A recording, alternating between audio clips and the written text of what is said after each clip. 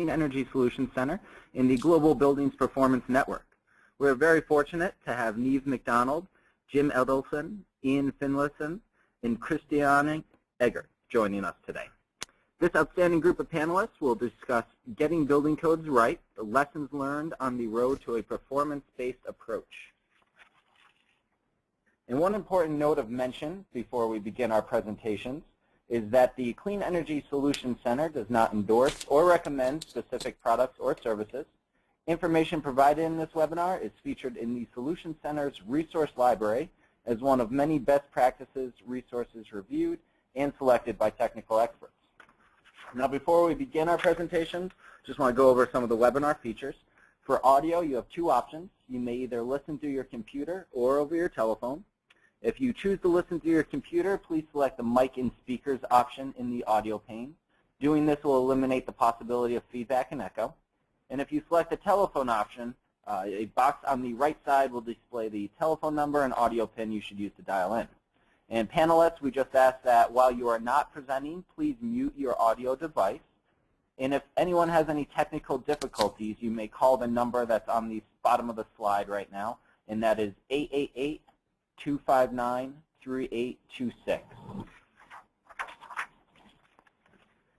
And we encourage all attendees to submit any questions that they might have throughout the webinar. If you do have a question, you may submit that through the questions pane in the GoToWebinar window. And if you are having difficulty viewing the materials through the webinar portal, you will find PDF copies of the presentations at cleanenergysolutions.org/training. And you may follow along as our speakers present. Also, an audio recording of the presentations will be posted to the Solutions Center training page within a few weeks. I'm getting some background noise from one of the presenters. Could everyone just make sure that you mute your microphones right now, please? Now, we have a great agenda prepared for you today that is focused on the importance of adopting a performance-based approach to energy code design to achieve ambitious energy targets. Now, before our speakers begin their presentations, I will provide a short informative overview of the Clean Energy Solutions Center initiative. And then following the presentations, we'll have a question and answer session where I can present the attendee questions to the panelists, and then closing remarks and a brief survey. Now, this slide provides a bit of background in terms of how the Solutions Center came to be. The Solutions Center is an initiative of the Clean Energy Ministerial and is supported through a partnership with UN Energy. It was launched in April of 2011 and is primarily led by Australia, the United States, and other CEM partners. Outcomes of this unique partnership include support of developing countries through enhancement of resources on policies relating to energy access, no-cost expert policy assistance, and peer-to-peer learning and training tools such as the webinar you're attending today. There are four primary goals for the Solutions Center. First goal is to serve as a clearinghouse of clean energy policy resources. And the second goal is to share best practices, data, and analysis tools specific to clean energy policies and programs. Third, the Solutions Center delivers dynamic services that enables expert policy assistance, learning, and peer-to-peer sharing of experience. And then lastly, the center fosters dialogue on emerging policy issues and innovation around the globe. Now, our primary audience is energy policymakers and analysts from governments and technical organizations in all countries, but then we also strive to engage with the private sector, NGOs, and civil society. And one of the marquee features that the Solutions Center provides is its no-cost expert policy assistance. This is known as Ask an Expert, and the Solutions Center has established a broad team of over 30 experts from around the globe who are available to provide remote policy advice and analysis to all countries. So, for example, in the area of energy efficiency in buildings, we are very pleased to have Cesar Trevino, leader of the Mexico Green Building Council, serving as our expert.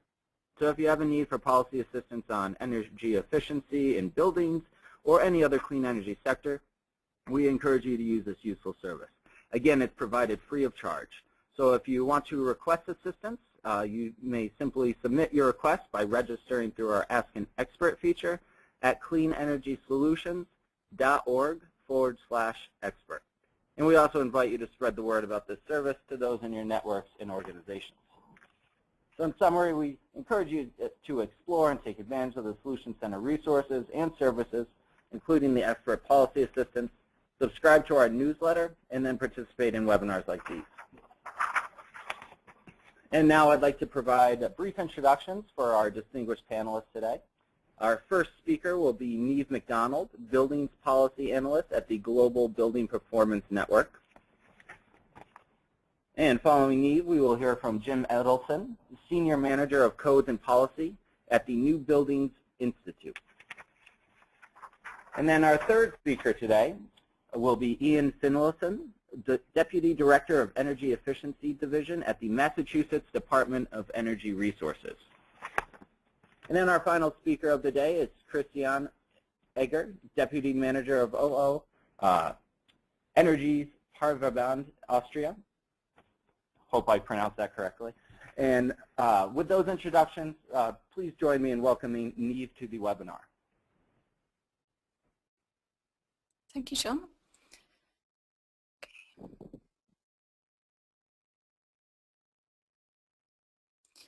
So, good afternoon, everyone. My name is Neve MacDonald, and I'd like to start by welcoming you to today's webinar on performance-based building codes.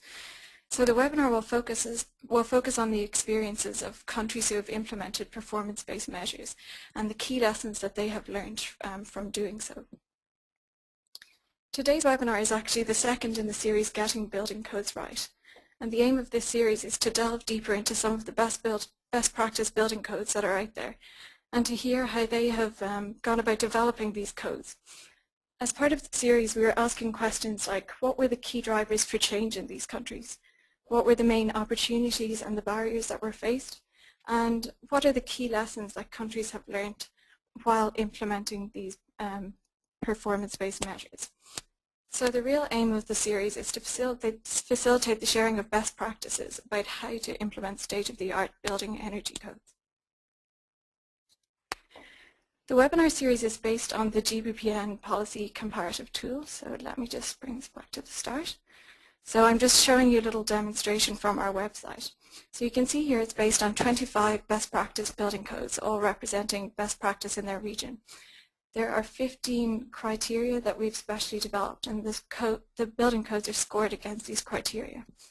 So you can analyze and compare the codes using an individual criterion or by selecting multiple criteria, and you can see that on the screen right now. So you can demonstrate, you can look at them by score, so all of the codes are scored against these criteria. Or you can look at them alphabetically. If you hover over the icons, you can see the scores that have been awarded to each of the codes against those criteria. So the key lessons that we've learned from this tool is that there's no such thing as one perfect or overall best code, and that some codes have scored better in some areas while others have scored better in others, and we can all share best practices.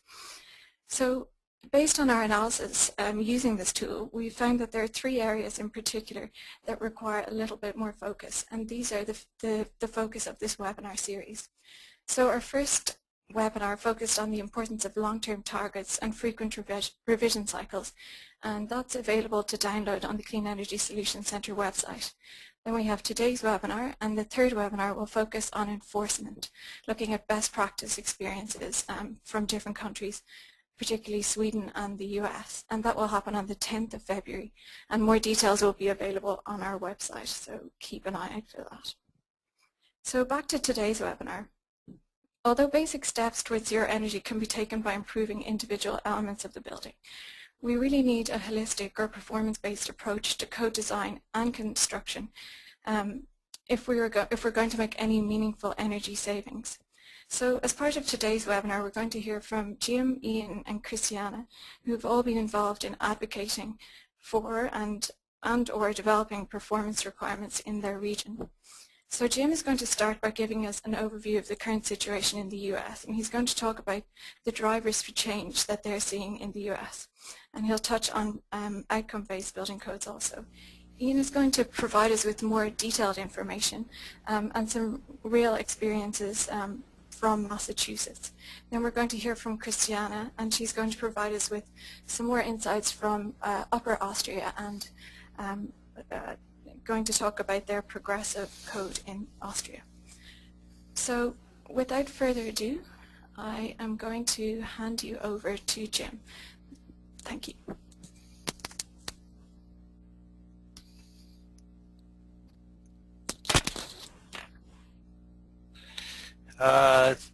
Thank you, Neem. It's an honor to be available to provide this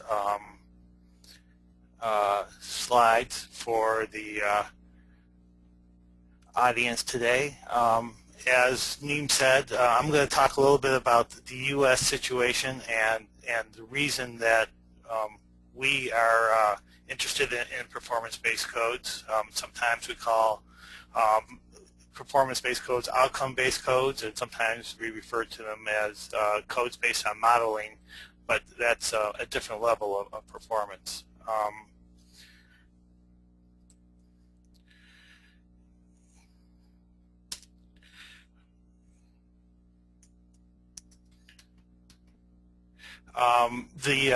I work for the New Buildings Institute. We're located in the Northwest United States. We are a nonprofit organization. We work specifically on commercial building energy efficiency, and we are involved in levels of programs and research, starting with building science and all the way through the design guidance up to policy, which we're mostly talking about today, and we provide code assistance to states and at the national level in the United States.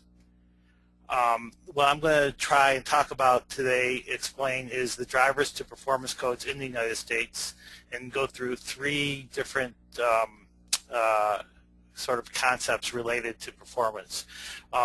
First, we'll talk about design, which is really what the model codes are oriented around, what level are buildings designed to perform at, and that is today being driven in many of the states and cities by reductions to the 2030 goals and zero net energy.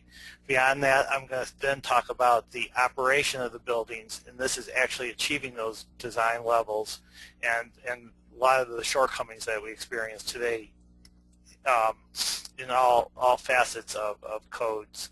And then in the final thing I'll touch on will be deployment, and this relates to the wide discrepancies and variations among states and cities within the United States, and then even within those states and cities, the levels of compliance that are achieved in each. So to start with the design level of codes, this is a frequently seen graph. It plots the 90.1, ASHRAE 90.1 is one of the primary model energy codes in the United States. And as you can see, if we were approximately at 100 EUI, it's the energy use intensity in terms of kBTU per square foot, we've gone from about 100, and the 2012 code is somewhere below 60, and we expect that the 2013 code will be close to 50. And this is the same with the 2012 Igcc, which is the other major model energy code in the United States. Beyond that, you can see the plot of the red line, and those are the actual Architecture 2030 goals. That's a nonprofit organization that set a zero net energy goal for 2030 for buildings and houses in the United States. So that's the outline of where we want codes to go and where we would like energy use in buildings to go. In actuality, even though we've set these goals and put these levels into the prescriptive portions of codes, what we do know from surveys and research are that there is a much wider range of outcomes in actual buildings once they are operated and occupied. And so that is one of the real drivers behind performance codes in the United States, is that though we may intend our buildings to operate at going to zero at 2030, we do see that will be harder than just making a code that says buildings will be getting to zero. This is some research that the New Buildings Institute did a few years back. This is our referred to as the LEED study, and in here a lot of people emphasize the range of variability just among high-performance buildings, which LEED buildings are. But what I want to emphasize is more specifically what happens as EUIs tend towards zero or closer to zero. And as you can see, this table, which represents the ratio of the actual energy use in buildings to what it was modeled to perform at, increases. And this is a clear trend that as a building is designed to use less energy, the variability increases, especially at the lowest end. And that has to do with many factors. Many of them could be operations or complex systems, but one of the main obstacles to achieving very low energy uses is what we call sometimes miscellaneous equipment or plug loads. And as you see in this next table, this is an actual example of what we call a zero net energy retrofit that was in Portland, Oregon, and this one was actually sub-metered. And you can see the pie chart on the left. There are 4 large blocks of energy use: cooling, heating, lights, and equipment. But as the building was retrofitted, and again, this is actual meter data, the miscellaneous equipment clearly dominates as buildings get closer to zero. And in fact, it exceeds all the other energy uses for this building as it was retrofit to zero. Another way to look at this is on the, this is information from the Energy Information Administration. This is the largest U.S. building database.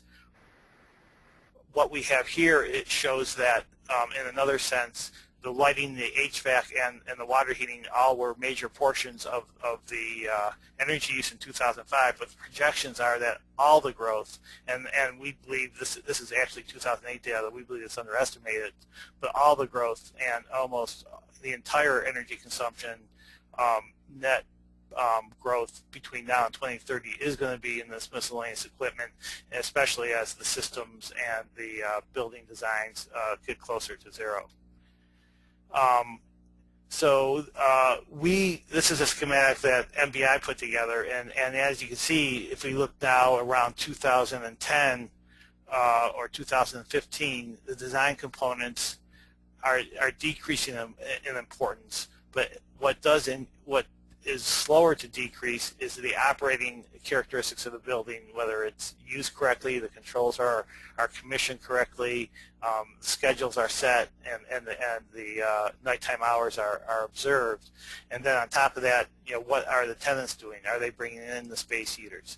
And as you see on this table, it really will be the design components have already started to decrease from 2000 through 2015, and now what our mission is, and one of the reasons we're changing the performance code, is to get at this operating characteristics and tenant behavior within the commercial buildings.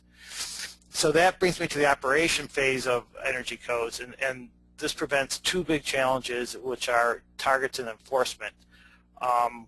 And I think Ian will go through a similar graph to this, but it's easy to pick a number and to choose a target, and like I said, on the design phase. But what's really happening, again, is that there's a wide range of variation in buildings into how they're actually performing. So that means, how do we set these targets so individual buildings can actually meet them?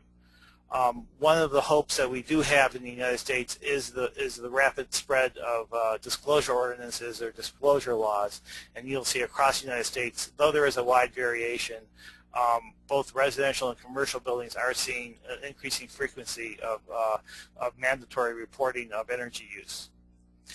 But that still brings us, even if we are able to set the targets and we do have the data, that still brings us to what I call the big red line for energy codes, and that's certificate of occupancy. And our energy codes in the United States are construction codes, which means when the certificate of occupancy is issued and the building starts being used, there really is no enforcement capability among a normal code official and their statutory authority.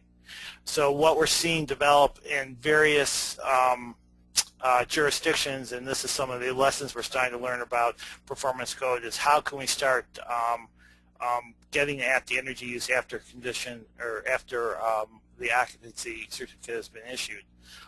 One use is what we call a temporary certificate of occupancy, and that will be proposed in the International Green Construction Code, one of our green codes, and that will be hopefully adopted within the next year as a green code. Seattle is using something like a performance or a surety bond that ranges up to $4 per square foot. You heard Dwayne Johnson talk about that in the last webinar in this series. I will go a little bit more into what Boulder, Colorado is doing, and we are also seeing some ordinances in cities like New York City that calls for periodic retro commissioning for larger buildings. So we are starting, this is more of an operations code, this is not a construction code. So this is one of the large challenges for getting to performance or outcome regulation in the United States. So Boulder, Colorado has really identified, this is a lot of words, but if you look at the boldface in this paragraph, there you can see they are driven by their climate action plan. They realized in 2010 they were not on their path to meet it, and so they needed additional policy tools. So what they came up with something called smart regs, and this is an ordinance that actually requires multifamily buildings to achieve energy levels and demonstrate energy performance. And they, in addition to the environmental benefits, they also cite building quality, safer, healthier, and more comfortable housing, and lower energy bills. And actually, this has actually been a very, exceeded their expectations and success. They've actually have 500 units achieving compliance in the first year. Many of the property owners did not know that their buildings were not performing until this regulation took effect, and so they are actually exceeding the requirements at this point, and it's gaining broad support, and we hopefully, we're doing some work in Boulder and hopefully supporting them in making this type of program more widespread. So we are just beginning to touch on these types of regulations, and as you see, it's mostly cities experimenting. As I said at the beginning, one of our major problems, and you may hear more about this in the next webinar, is that the United States is not a single energy code, but the energy code is enforcement and adoption is devolved down to state and city level. And you can see a whole patchwork here. The orange or red states, whichever how it looks on your screen, are the ones that have actually adopted the most recent model codes, whereas the white or the light codes have no statewide building codes at all. So for instance, Colorado, which actually adopts codes city by city, and we just saw Boulder with one of the most advanced codes, is right next to Wyoming, which has no building energy code at all. So this is a very big challenge for achieving codes and performance codes. I'll touch slow, and so this is the question of deployment within the United States, and there is a federal law that set states to have goals of 90% compliance rates. But as you see, we don't have the money or the resources behind it to achieve that. One of the solutions that is now on the table is coming out of the Igcc, which is one of the model energy codes, and that was a proposal called RE188, which sets an energy resource index, energy rating index for each of the climate zones in the United States. And this is a performance approach that takes into account all the energy use within the house. And this is a platform that we believe can be, as you can see, just moving those goals closer to zero will be a path towards net zero for those communities that use this approach. And then this also increases compliance because it can use third-party inspectors to actually achieve energy compliance and energy code compliance, and that is one of the big shortcomings, enforcement of our energy codes. So I think, hopefully I only had 10 minutes to go through this, but hopefully I've touched on the major concepts that we in the United States are looking to work through to get to the performance codes and the net zero goals, and that includes, the design of the building, the model codes that go to zero, getting past that certificate of operation, and achieving performance so we can actually achieve the net zero goals within individual buildings, and then deploy those types of codes across the states and cities. And I just wanted to close this to let folks know that this is not particularly a federal issue. That's in one way fortunate. The fortunate thing is that if the Congress was involved, it would probably be a setback, and that would be a more difficult path for us to achieve performance goals and net zero. But it also eventually could be an opportunity, because as the country realizes it's not meeting its energy use targets, Congress can be a positive force. So with that, I'd like to turn it over and hand the mic over to the esteemed Ian Finlayson from the Commonwealth of Massachusetts, and he'll talk more about the successes in one of our most progressive states in the United States. Thank you. Thank you, Jim, and it's a pleasure to be on this webinar and to be working alongside Jim and Christiane again, because they're both people who've been quite influential in terms of what's been happening in Massachusetts over the last few years. So to build on what Jim was saying, I'm going to walk you through a little bit of what's been happening in Massachusetts over about a 6-year time period now. And we by no means have all the answers, but we've started on a pathway towards performance-based codes and then related to that operational ratings. And I think it's something that we will look to continue to do for a few years ahead. So as Jim was describing it as sort of design, operate, deploy, I'm going to talk mostly about the design in terms of why we chose performance-based code, and then also a little bit get into the operate in terms of why we're looking at energy ratings for existing buildings, and less so on the deployment, because we're still a work in progress there, and I think Christiane has more experience in that arena. So first, a little background on Massachusetts. We're a fairly small state within the United States. We like to have undue influence, but the reality is that we're not a big player when it comes to energy. And what this diagram shows you is that we have no in-state energy resources other than renewables and energy efficiency.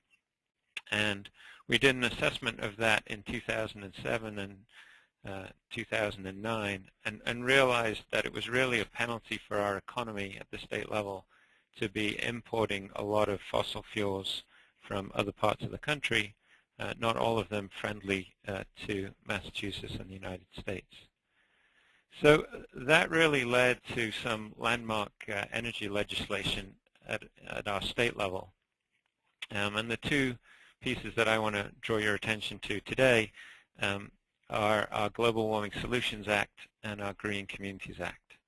And what the Global Warming Solutions Act did was it set greenhouse gas targets both for 2020 and then for 2050, and required us to produce a plan and show our ongoing tracking and reporting towards those goals. Where the Green Communities Act was much more energy focused, and it expanded our investments in energy efficiency, both in new building construction and in renovating existing buildings. And it required that we move to adopting the national model energy codes that Jim was telling you a little bit about, and do those updates regularly. And so on the national picture that Jim showed, we were one of the bright lights of states that are maintaining that energy code adoption. Another thing that it did, and this turned out to be quite influential, was it established a local government program. Towns and cities can elect to become green communities, And that, as you'll see, has been a significant driver of change in our state. So just to give you context for our Clean Energy and Climate Plan, we had been trending along at more or less level emissions since 1990, before we had a major policy intervention. When we made our plan for 2020, the biggest portion of that, the largest wedge, if you can describe it that way, is from the building sector. And then the second largest wedge is from the electricity supply, which is primarily supplying the building sector.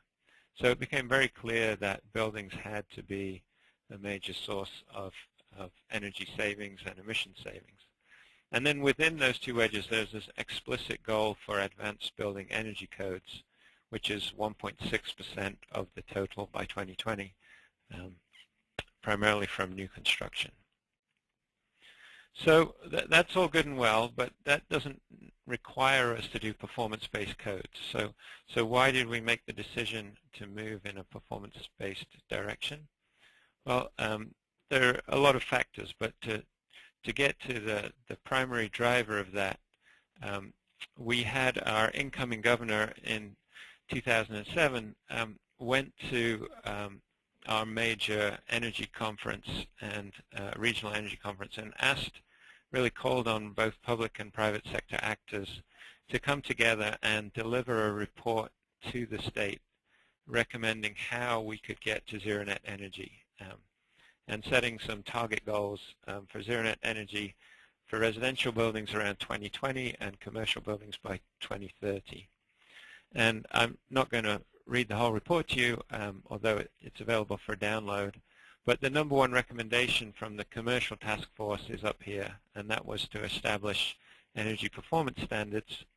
And the number one recommendation from the residential portion of the task force was also to establish energy performance standards. So it was fairly clear from that body and over the intensive year of convening of that group that if we were going to get to zero net energy, we would need to take a performance-based approach and do that in a fairly comprehensive manner. So that really started us down the path. And the first thing that we took a look at was our energy code for the state. And again, Jim has sort of laid out that the model codes in the US are the ASHRAE standard 90.1 and the IUCC, which stands for the International Energy Conservation Code. It's not really international, but it is an energy code. And those codes, as we adopted them in 2009, were primarily prescriptive in approach. They do have performance options, but they were somewhat underutilized, and they didn't offer many design trade-offs. So as a first step, we said, well, we can add a more directly performance-based option on the residential side. And so we used the system that's most prevalent in the US, the HERS rating, which is governed by a nonprofit group called ResNet.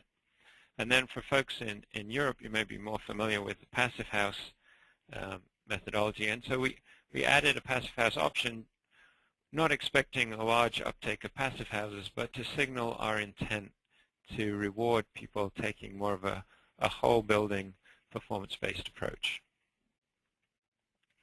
Now, beyond that, we realized that if we were going to move codes in a significant way, we needed to have an alternative to the base code. And a number of towns and cities in the state were already asking to go beyond the ASHRAE and IUCC base codes, so similar to Boulder in Colorado. So we really tried to partner with those interests, and we developed something called the Stretch Energy Code. And essentially that takes a performance-based approach or migrates the code towards a performance-based approach. On the residential side, we used the HERS index from ResNet, which is calibrated off a standard new home in 2005 at being 100 on the scale and a zero net energy home at 0. And for the first round of the stretch code, we set a target of 65 or 70 depending on the size of the unit. So smaller multifamily units didn't have to meet as aggressive a target as larger single-family homes. Now, the advantages of this in terms of moving down the performance pathway, to echo Jim again, it brought in a third-party energy specialist who works with the builder from the design phase all the way through to that certificate of occupancy. It also brings in diagnostic testing, so really testing the air leakage both of the whole home and of any ducts in the home that are common in the U.S. for heating and air conditioning systems. And finally, it allows more design trade-offs, so you can get more energy efficiency, hopefully at less cost to the builder because they have more design flexibility. So that was the residential code, and we more or less developed that in-state with a lot of input from folks that were doing these programs through national level efforts like the EPA Energy Star program.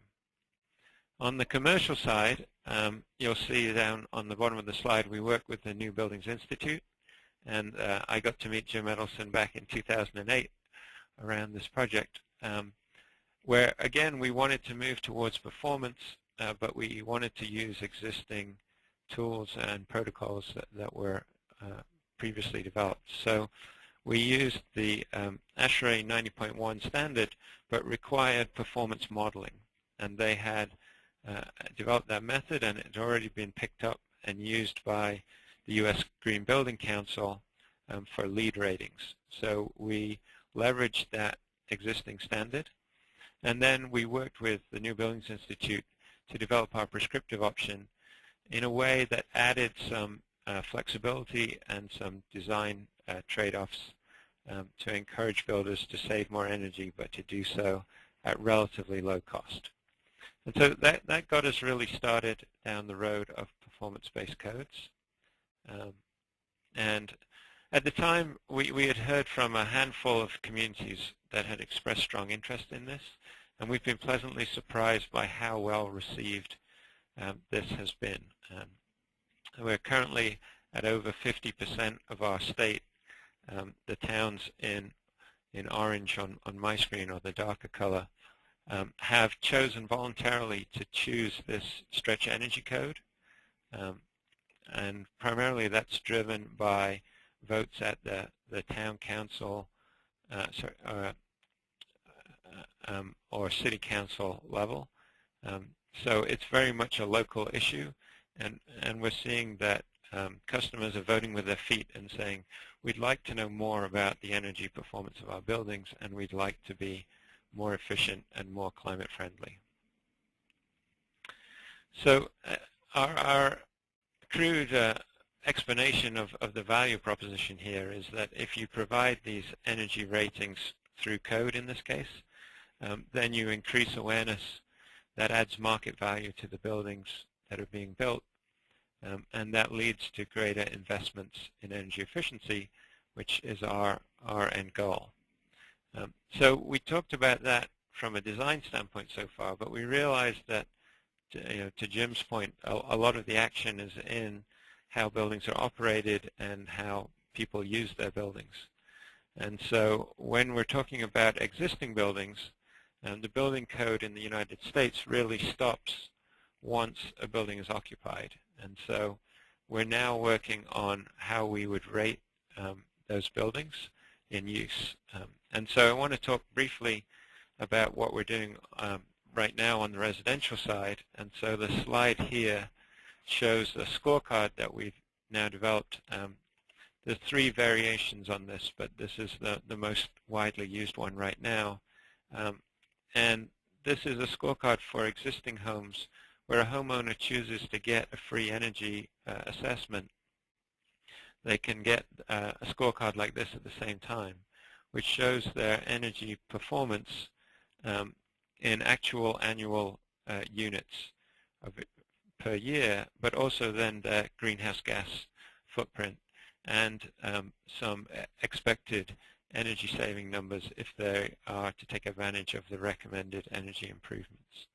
So we're really trying to move to encourage homeowners to understand their energy usage and to take advantage of opportunities to improve their energy efficiency.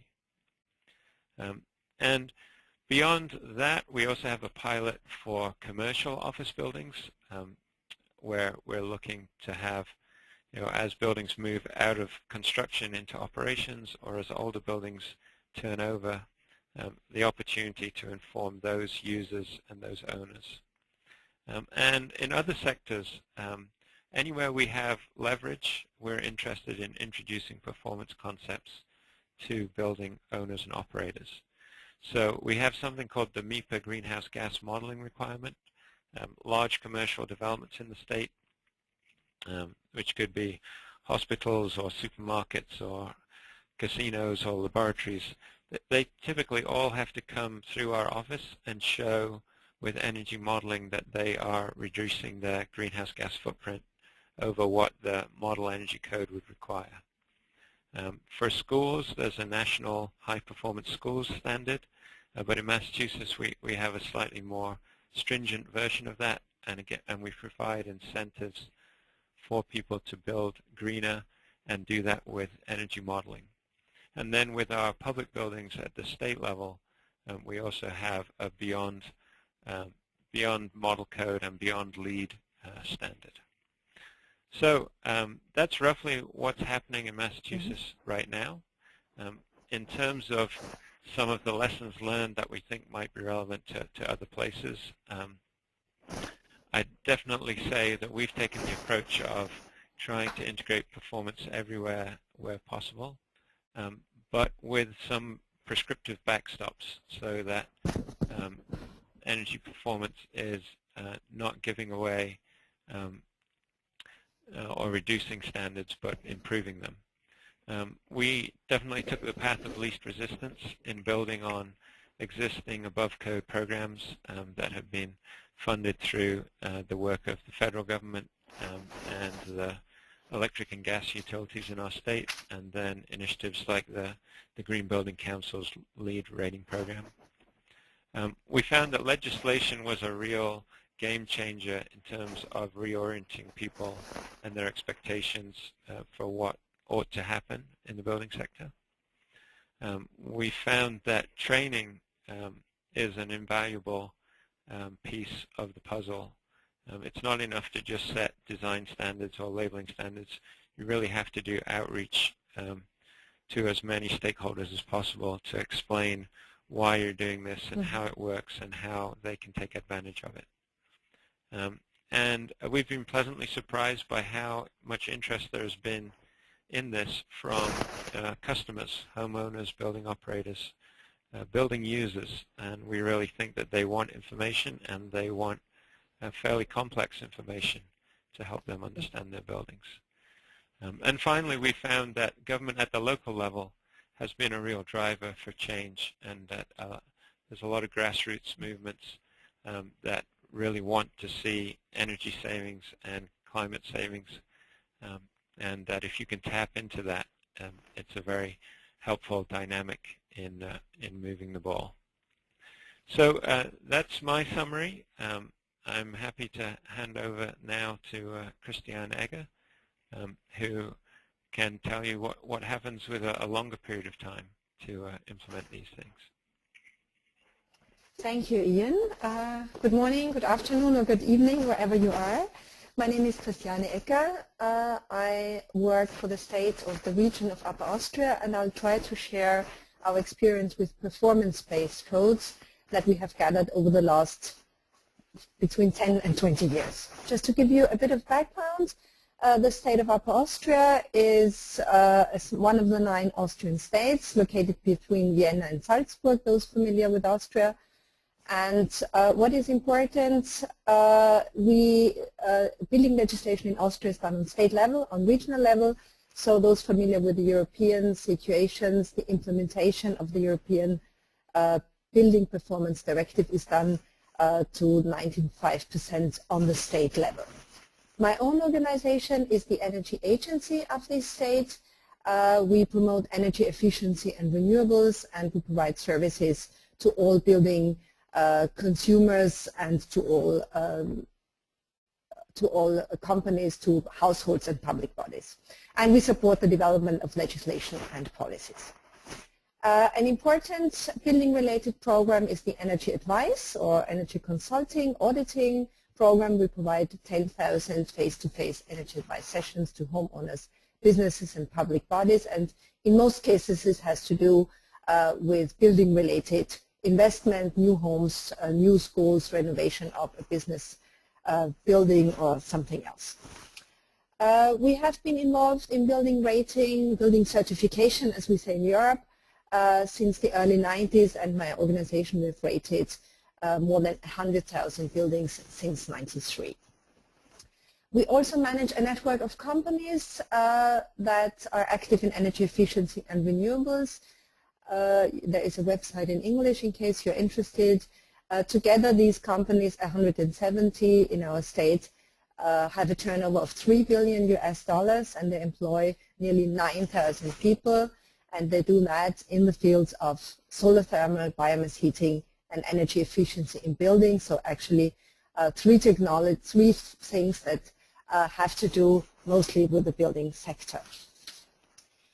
Renewables and energy efficiency have a long tradition in our state. Today, renewable energy provides about a third of our total primary energy. 15% of that is clean biomass, so mostly biomass for heating. 11% is hydro and the other renewables. In the heating sector, we have already achieved a share of about 50% of renewable heating of building, and echoing the slide of Massachusetts, by having the renewables we have today, we avoid import of fossil fuels in the order of magnitude of $1 to $2 billion US every year.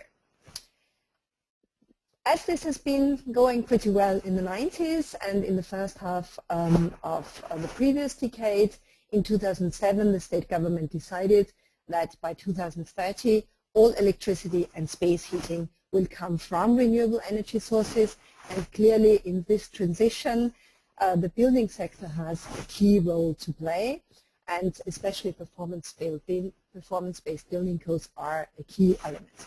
So easy to say, 100% electricity and space heating from renewables. How are we going to do this? I always use this picture of the carrots, the sticks and the tambourines. Carrots for financial incentives, sticks for the legislation, for the regulatory, so what we are talking mostly about today, and the tambourine is the information, the awareness raising, and the training. So if we look at the sticks, a key element here is building rating and building labeling and disclosing. Then we have performance standards for heating and cooling. I'll show you a slide in a moment.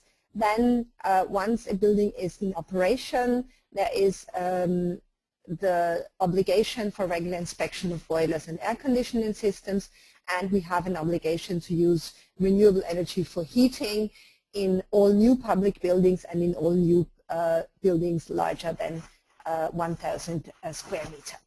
Now, if you, I would mention the performance standards and how they developed over the years.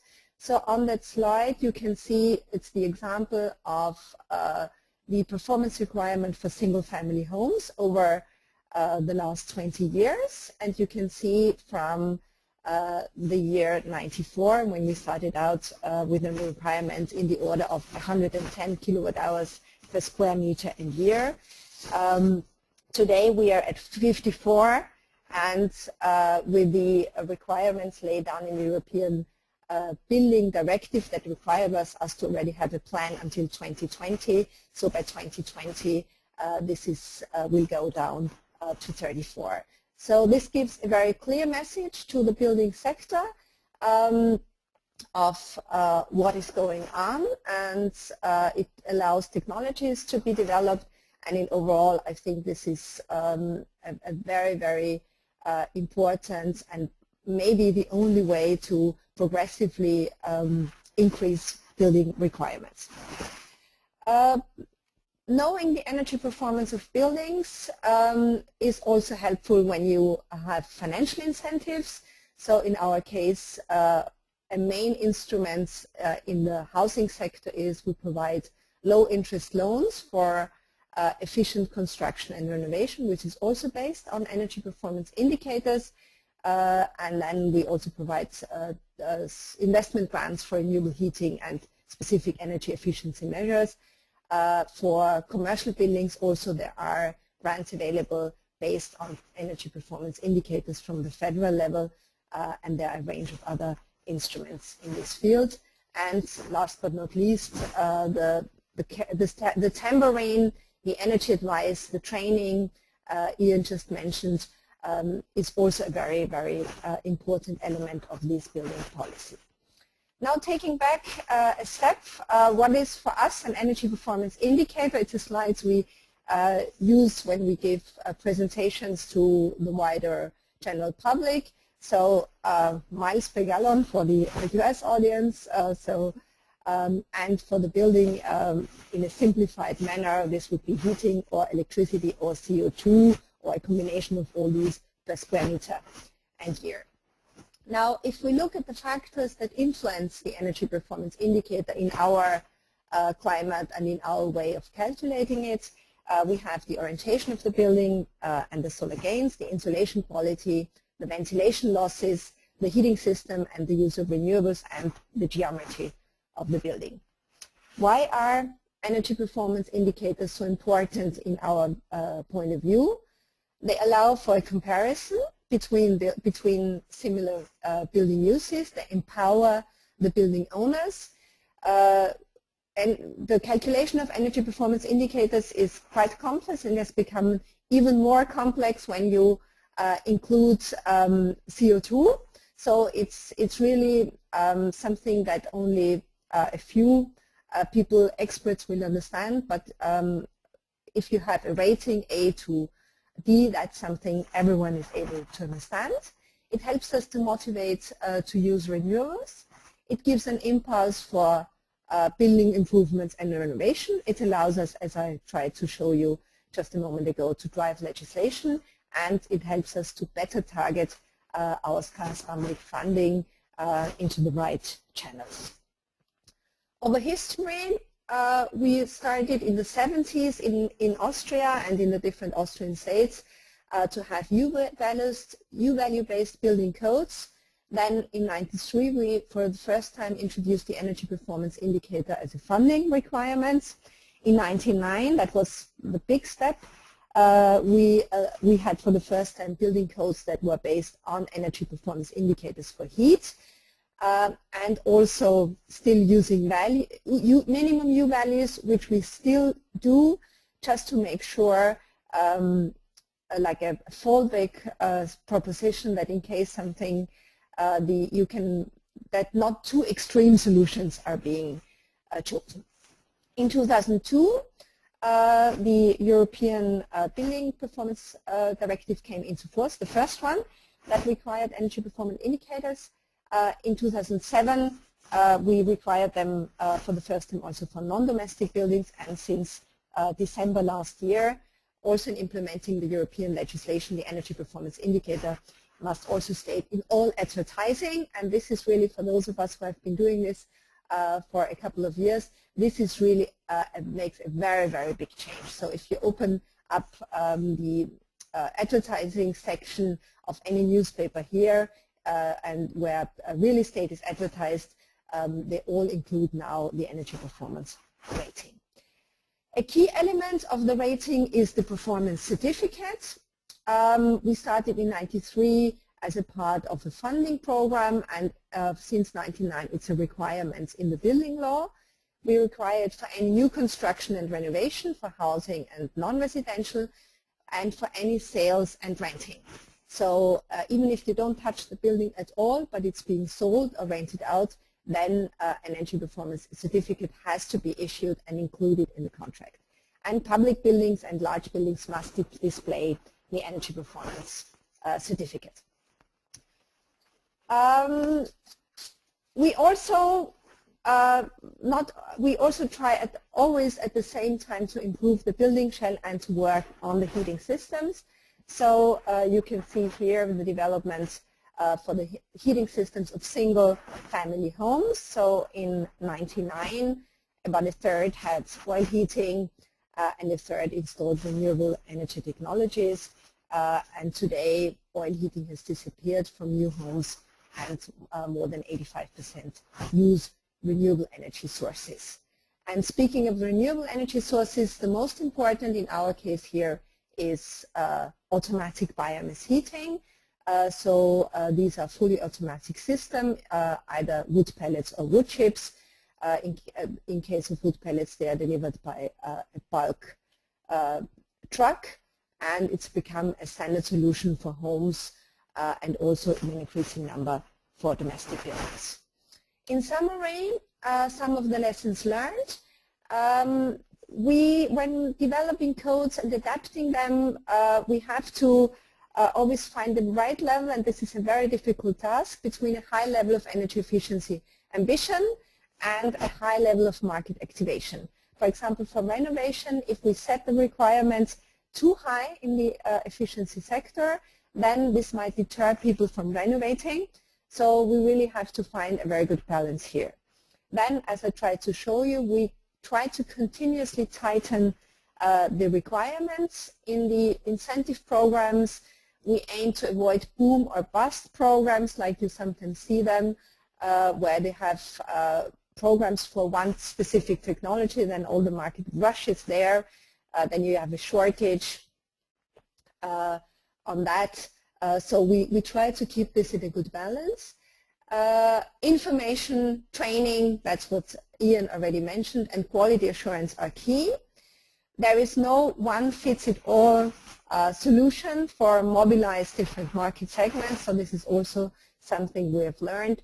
Financial incentives work for some segments. Legislation, which is in theory work for everyone, is also better adopted by some market segments than in others, where you find a less higher level of compliance.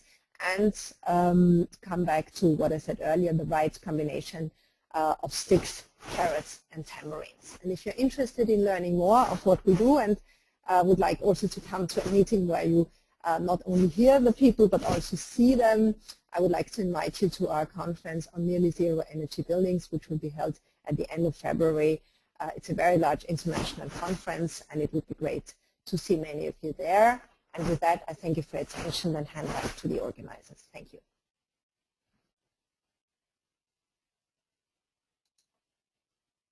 Yes, and thank you, Neve, Jim, and Ian, and Christian for the great presentations. We do have some questions coming in from the audience, and I'd just like to remind the audience that if they have any questions, they can submit those through the question pane, and we'll take this time now to present those to the panelists. The first question I received is for Jim. Jim, can you provide a little more detail on the conditional occupancy proposed in the Igcc? Yeah, thanks for the question. There is a large group of national organizations working together to draft a proposal that will be submitted to the International Green Construction Code as of January 9th, and it's being coordinated by NIBS, the National Institute of Building Sciences. And we believe this is similar to a proposal that was in the IGCC in the last cycle, but it will set targets for energy consumption, and there will be a temporary, in the proposal there's a temporary certificate of occupancy issued for up to 36 months, and within that 36 months the building will have to provide 12 months of data to show that it meets its energy use target. So that is a proposal, and we welcome input if anyone wants to contact me directly. Great, thank you, Jim. And the next question is aimed towards Austria. Is passive house playing any role in Austria?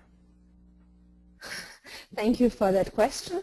Passive House had a very important role in pioneering technical solutions. So, for example, triple glazed windows were first developed and used in passive buildings. Today, triple glazed windows are a standard solution that practically in all new homes would use triple glazed buildings. However, Passive House is a private initiative by a private group of people. This is different from the building codes and from what government said. But it was always a source of inspiration to a certain segment of the market. However, we have learned that this segment that actually is willing and interested to Passive House remains more or less since the last 10 years on the same level, which is about 3 to 5% of all new builds. Thank you, Christiane. And the next question is also for you. And it asks, what about the financing incentives? You talked about how there's a really important role in developing new technologies like biomass and gasification. How about financing incentives to achieve those goals? We have in Austria since World War II a small levy that everyone pays on their income tax. It's it's called housing levy, and this levy is used for supporting the investments in new housing and in renovating housing. And what we did, so this is an existing instrument that has been around since more than 50 years. So what we have done beginning in the early 90s was to introduce energy criteria into these and energy performance requirements into these housing programs, and we have tightened these over the years. And we find that actually in our specific situation, this is an even has a stronger impact on the market than the regulatory field, because all homeowners are aware of these programs and what they are required to do in order to get this funding. In addition to supporting energy efficient construction, we also provide direct grants for heating systems, so biomass heating, solar thermal, and heat pumps, where you get about 20% investment grants depending on the specific situation if you install one of these. Great. Thanks again, Christiane. And the next question is for Ian. And the question is, a common argument against introducing performance-based building codes is that they will negatively affect small builders. Have you experienced this in Massachusetts? And if so, how did you address the issue? Yeah, thank you for that question. So, I mean, Massachusetts is a state that is, it's not a major growth market, unlike some of the southern and western states in the U.S. And so we have a lot of small builders, and they're still a big piece of the construction market and certainly most of the remodeling market. And we really haven't experienced any problem there. I mean, that's not to say that all builders in the state love having to pay more attention to energy codes, but we've seen plenty of small builders be successful and embrace this approach. Generally, they have taken advantage of the training, and they care about word of mouth and reputation, so they oftentimes also participate in town and city level discussions around codes. And many of them have become quite strong supporters of this approach because it allows them to showcase how new buildings can be much better energy performance than existing homes. And a lot of times that's their competition in the market. Great, thank you, Ian. And the next question that we have is just directed towards everyone, I believe, and that is, what was the most difficult task in going to performance-based codes? And the second part of that question, what implications did this have for enforcement of codes?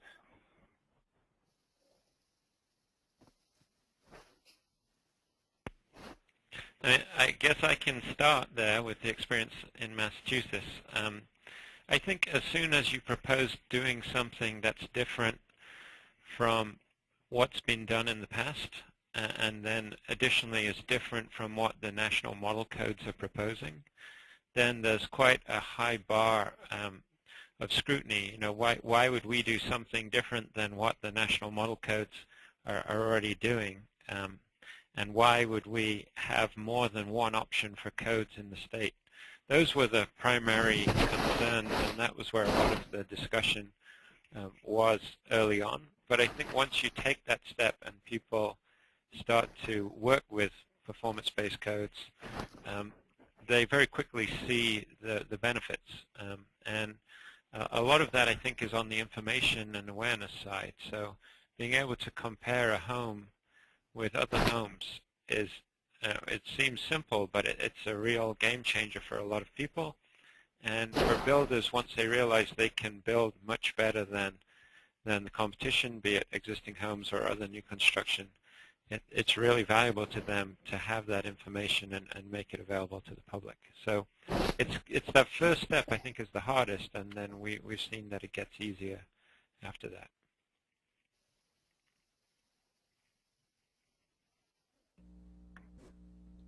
Okay, maybe I can add.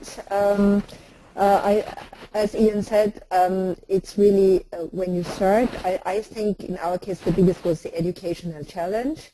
We have many small builders who have very little time available to attend training courses. What made it easier in our case, we started not with the building requirements, we started with a voluntary funding program. So this allowed the market actors to learn over a period of time, a couple of years, and then when it became the code, they were already familiar with these energy performance indicators. So that was very helpful. However, this is a longer period that will take at least a couple of years, I guess, in most places in the world. Yeah, this is Jim, and the only thing I would add is that, Ian mentioned the model codes, national model codes, and we are having some resistance to introducing these concepts into the national model codes. But we see a growing interest from code officials in these codes, in these performance codes, because in the end, they're really a measurable quantity and easier to enforce in the end. So it's a matter of time, I think, as people become more comfortable with the concepts. All right, thank you again to all three of you. And the next question, again, is for Christiane, and it concerns energy performance requirements in Upper Austria. And the question is, are the presented requirements only for heating and cooling, or additionally include the other energy consumption associated with the buildings, such as ventilation or domestic hot water? Thank you. This is not such an easy question to answer, because in fact we decided among the 9 Austrian states when implementing the European Buildings Directive that there are actually 4 different performance indicators, and so some of them are heating only. Then we also have one that includes the CO2, so that's all energy use. And it also depends whether it's for the funding programs or for the building codes. In general, for housing, the requirement is at the moment for heating only. For non-domestic buildings, this also includes heating, cooling, ventilation, lightings, and other building-related energy uses.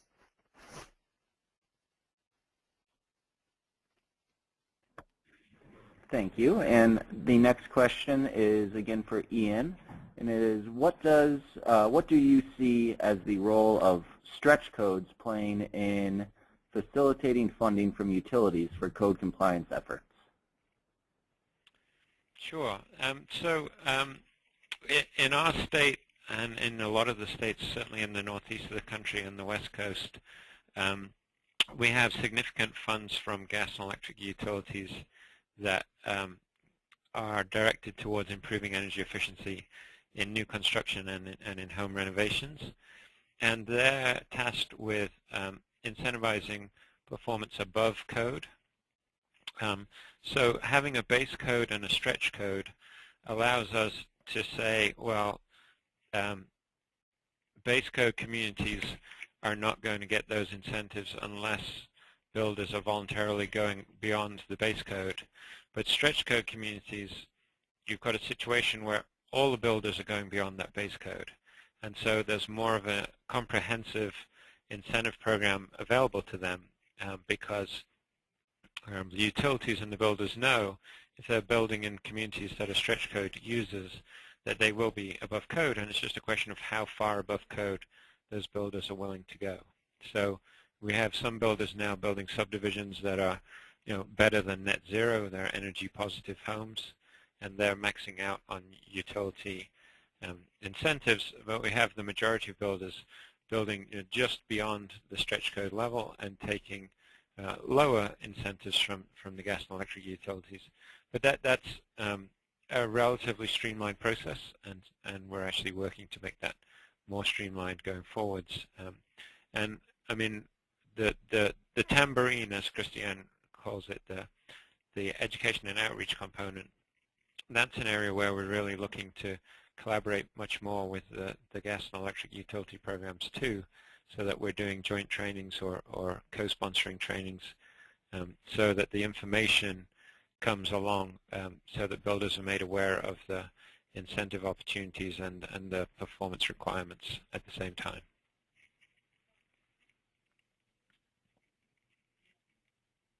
All right, thank you. And another question from the audience. Has there been any talk of exporting the Austrian building apprenticeship training programs to the U.S.? Thank you for that question. Well, at the moment we are just trying to sell equipment, but no, that's a joke.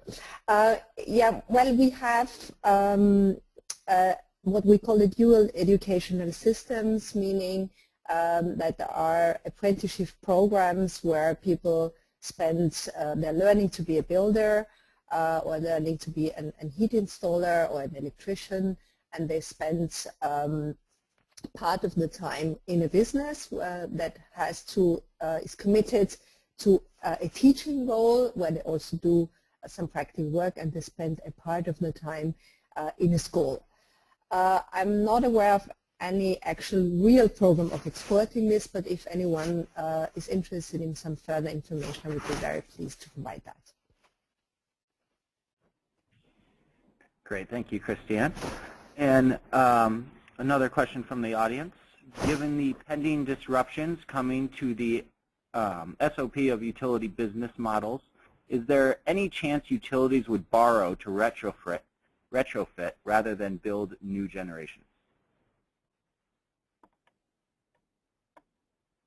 So I can speak about that again in the Massachusetts context. With our Green Communities Act of 2008, we essentially require gas and electric utilities to prioritize investments in energy efficiency above investments in new generation capacity or purchasing. I mean, the generation capacity isn't owned by the gas and electric utilities in our state, but before they sign contracts to acquire additional resources, they have to first show that they're maximizing investments in energy efficiency. And so we've more than doubled our investment in energy efficiency since passing that legislation, and we now make investments in the order of $600 million a year statewide in energy efficiency. And that covers both new construction and existing building retrofits. So I think legislation is probably needed, and there has to be a reconciliation factor so that shareholders of these gas and electric companies don't take huge losses, but if that can be figured out.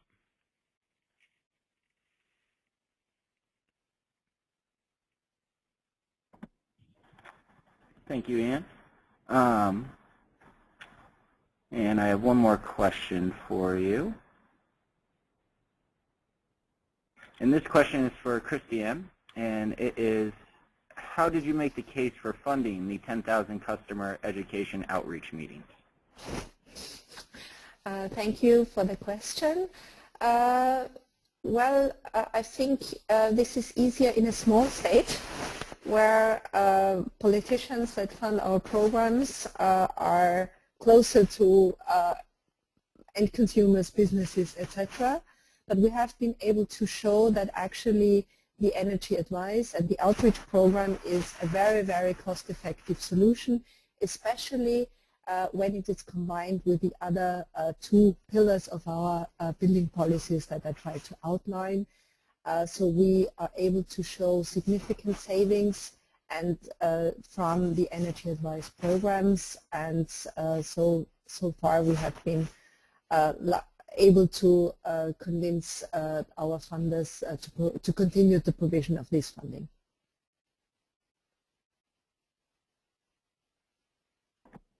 All right, and thank you again, Christiane. And that is all the questions that I have received from the audience. So I'd just like to thank you again for addressing those and for a good discussion, and thank the audience for submitting those. And we have a few extra minutes. I'd like to give each of you a chance to, for any closing remarks or anything that you'd like to say. Why don't we start with, we'll start with Jim first. Hello. Yeah, thanks again for this opportunity to address an international audience, and we do have goals in many of our states and many of our cities, but not yet nationally, and we will be evolving our codes eventually towards more performance orientation just to be able to achieve those goals. So you know, I think this is the right topic to be talking about, getting people in the communities comfortable with these concepts, because this is the way we're actually going to achieve the goals, to make the impact on the global greenhouse gas emissions targets that we need to achieve. So I hope this moves the ball forward. Thanks again. Thank you, Jim. And Ian, if you'd like to go ahead with any closing remarks you might have. Yeah, I mean, if there are any state or local or regional governments out there listening to this, I would say that, this is not a light undertaking, moving to performance-based codes and building rating and labeling, but I think it fits very well into a lot of other planning goals that we have at the state and regional government level, and also at the local level, as people set climate targets or energy targets, or are worried about congestion or other challenges in delivering reliable energy to buildings. It really seems to hit a number of different challenges that we have in governance with a fairly comprehensive solution. So I'd encourage people to take a really close look at it and look at where they have leverage to start down this process. We've had success so far, and we're looking forward to maybe following in Austrian footsteps a little bit. I think it feels like there's some momentum coming behind this approach. Thank you, Ian. And Christiane? Well, I think I'll come back to what I said earlier. The building sector is a very varied field. There's no one fits it all for anything, and the beauty of performance-based codes is it empowers flexibility and informed choices. And we found once we were able to explain the concept that many people liked very much, that they could make their own choices, what they want, in terms of the technologies they want to use, provided they met the energy requirements. And with that flexibility and the ability to choose the right solution for yourself, I think this is what has really driven the policy in this field, that I cannot actually imagine any other building codes than performance-based ones. Thank you again to the panelists. And now I'd just like to ask our audience to take a minute to answer a quick survey. We just have 3 questions on the webinar that you viewed today. Your feedback just helps us improve for the next ones and know that we are doing well where we are. So Heather, could you please display the first question? And that first question, which can be answered in the webinar panel, is the webinar content provided me with useful information and insight.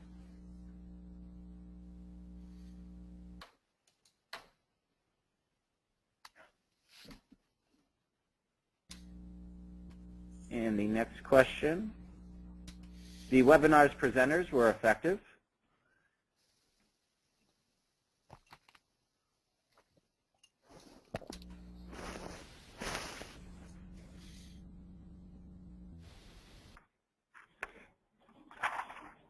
And the final question is, overall, the webinar met my expectations.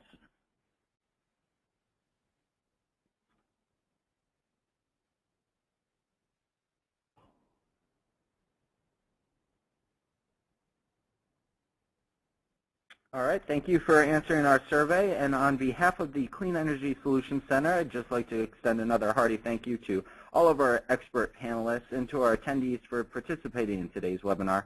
We did have a great audience, a great discussion at the end, and some good questions, and we just appreciate your time. So I invite you to, the attendees, to check the Solutions Center website over the next few days or next few weeks. We will be posting an audio recording of this presentation, as well as PDF copies of the slides. And you can also look at the other Green Building Performance Network webinars on similar topics. Sean, sorry to interrupt, but Neve would like to make a closing remark as well. Could we jump in with yes. Neve before we wrap? Thank you. Definitely. Sorry about that, Neve. Go ahead. No problem, Sean. I just want to express my thanks to the speakers. And also just to say that best practice sharing is really a great way of fast-tracking towards zero energy and a great way of making meaningful energy savings. So rather than starting from zero, it's better to build on what we already have out there. So thank you again to the speakers for facilitating that. And thank you, Sean. Yep. Thank you, Neve. So again, you can just see the audio recording and the slides on the Solutions Center website. And just hope that everyone has a great rest of your day, and we hope to see you again at future events. And with that, we conclude our webinar.